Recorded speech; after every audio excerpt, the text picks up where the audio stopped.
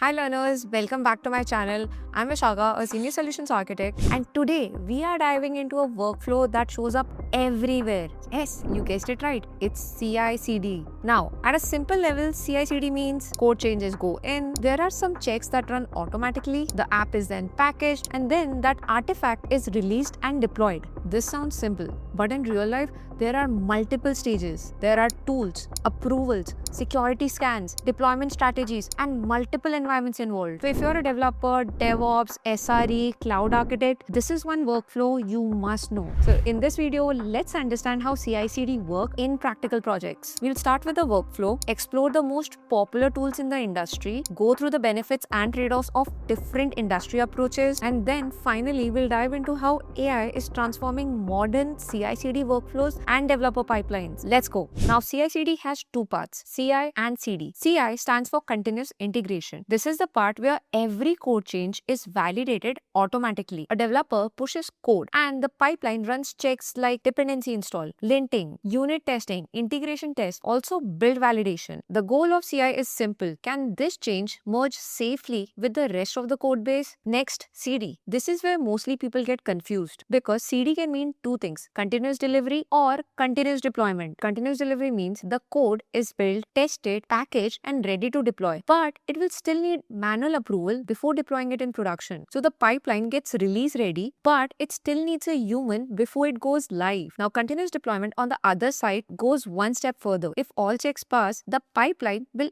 automatically deploy the code to the production without any manual approval. So the key difference here is with continuous delivery, the code is ready, but it needs manual approval to deploy. Whereas in continuous deployment, it automatically deploys after all checks pass. In many companies, teams rely on continuous delivery because they need manual approvals, change windows, and release controls before the code moves to production. And continuous deployment is most common with teams which have like a highly automated environment and they're confident with their integrations, testing, and rollback processes. So just a mental model here. CI asks if the code is safe to merge. Continuous delivery asks, is this code ready to deploy? And continuous deployment asks if this code can go live automatically. Now let's dive into the workflow step by step. Step 1. A developer creates a branch and pushes the code to a version control like GitHub, GitLab, or any private Git repository. That particular push triggers the pipeline. The first stage is usually checkout, where the pipeline pulls the latest code. Then comes dependency installation. For example, installing NPM packages, Python packages, Java dependencies, or Docker build dependencies. Next is code quality. This may include linting, formatting checks, type checks, and static analysis. Basically checking the structure of the code and if it follows the best practices. Then we run tests. Usually it starts with unit test, then integration tests, and sometimes end-to-end tests. If these tests pass, the pipeline moves to the build stage. Now for modern cloud apps, this usually means building a container image. Once the container image is built, then comes security scanning. The pipeline will start by scanning dependencies, scanning the container image, check the exposed secrets, and usually many teams leverage security scanning tools like Trivy, Snike, Gripe, or GitHub Action Security. If everything passes, the image is pushed to the container registry. Now that registry could be Docker Hub, Amazon ECR,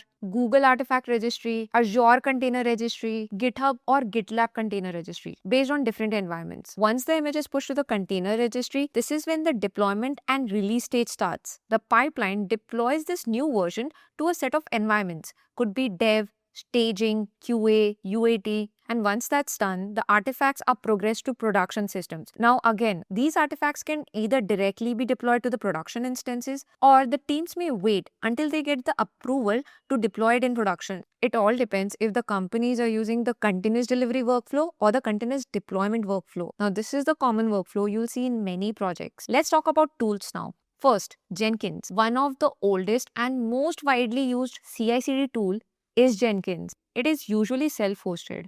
This means your company runs the Jenkins servers and manages workers, credentials, plugins, and infrastructure. Jenkins pipelines are defined in a Jenkins file. A simple workflow might look like this. GitHub receives a code push. Jenkins get triggered through a webhook. Now, those who don't know what webhook is, it's an event-driven workflow where whenever an event happens, that data is immediately pushed to another application. So in this case, Jenkins got notified when the code was pushed. Next, Jenkins pulls the code. It runs the pipeline stages, it builds the app, it pushes the Docker image, then it deploys using shell scripts, Helm, Terraform, Ansible, or Kubernetes commands. So you can even write Kubernetes command in your Jenkins configuration. Now Jenkins is very powerful. Why? Because it is flexible and has a huge plugin ecosystem, but it also requires a lot of maintenance. Someone has to manage Jenkins agents, plugins, frequent upgrades, credentials, permissions, and overall pipeline reliability. So Jenkins is very common in organizations which requires deep customization, or if they have a long running CI/CD infrastructure. Our next tool is GitHub Actions. As the name suggests, it is tightly integrated with GitHub. You define workflows in a YAML file like .github/workflows. For example, you might have a ci.yaml, docker build.yaml, or deploy.yaml file.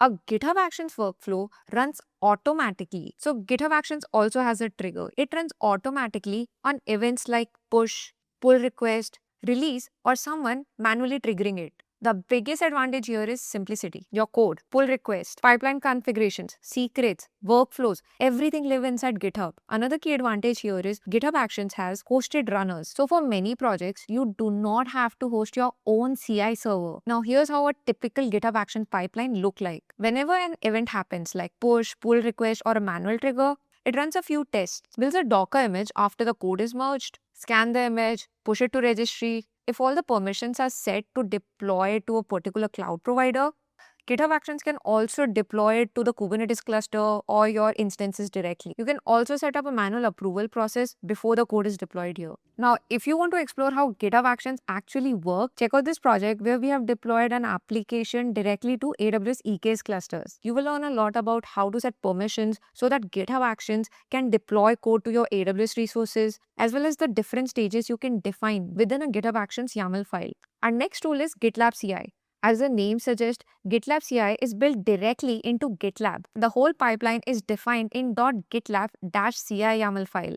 Now, GitLab CI uses stages and jobs to run the pipeline. For example, they have different stages like test, build, scan, deploy. Each stage can have multiple jobs, and jobs run on GitLab runners. One thing people really like about GitLab is that it gives an integrated DevOps experience. The Git repo, merge requests, CI/CD pipeline, container registries, environments, approvals, and deployment history. Everything can live inside GitLab. So if a company is already using GitLab, GitLab CI becomes the natural choice. It is specially used when teams want one platform for source control, CI/CD, container registry, and release tracking. Now, the core idea across all these three tools are the same. You trigger pipeline, validate code, build artifact, scan, publish, deploy, or wait for approval. The syntax changes, the platform changes. The workflow pattern almost stays the same. Now, with AI becoming a bigger part in the software delivery workflow, there are also newer platforms emerging in the CI/CD space. One of the examples worth being aware of is Harness AI. There's nothing you need to practice around at this moment, but it's good to know information.